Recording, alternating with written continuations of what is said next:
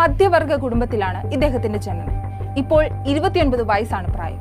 2011 India against corruption മൂവ്മെന്റിന്റെ ഭാഗമാകുന്നതുവരെ രാഷ്ട്രീയത്തെക്കുറിച്ച് തനിക്ക് ലെവലേശം ധാരണ ഉണ്ടായിരുന്നില്ല എന്നാണ് ഇദ്ദേഹം തന്നെ പറഞ്ഞിട്ടുള്ളത്. ആ അർത്ഥത്തിൽ അണ്ണാ ഹസാരെയും അരവിന്ദ് കെജ്രിവാളുമായിരുന്നു ധ്രുവ് റാഠി എന്ന ചെറുപ്പക്കാരനെ രാഷ്ട്രീയത്തിലേക്ക് ആകർഷിച്ചത്. അന്ന് കോൺഗ്രസ് ആയിരുന്നു അധികാരത്തിൽ. പക്ഷെ ആ പാർട്ടിയോട് യാതൊരു അനുഭവവും ഈ ചെറുപ്പക്കാരന് ഉണ്ടായിരുന്നില്ല. കഴിഞ്ഞ വർഷം പുറത്തുവിട്ട ഒരു വീഡിയോയിൽ ഇദ്ദേഹം തന്നെ പറയുന്നത് താൻ 100% കോൺഗ്രസുകാരൻ അല്ല എന്നാണ്.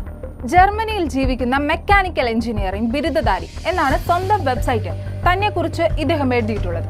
YouTube educator, activist, travel vlogger എന്നുമുള്ള വിശേഷണങ്ങൾക്കൊപ്പം വ്യത്യസ്ത വിഷയങ്ങളിലെ സങ്കീർണമായ പ്രശ്നങ്ങളെ ലളിതമായും ലക്ഷ്യബോധത്തോടെയും അവതരിപ്പിക്കുന്നു എന്നാണ് വെബ്സൈറ്റിൽ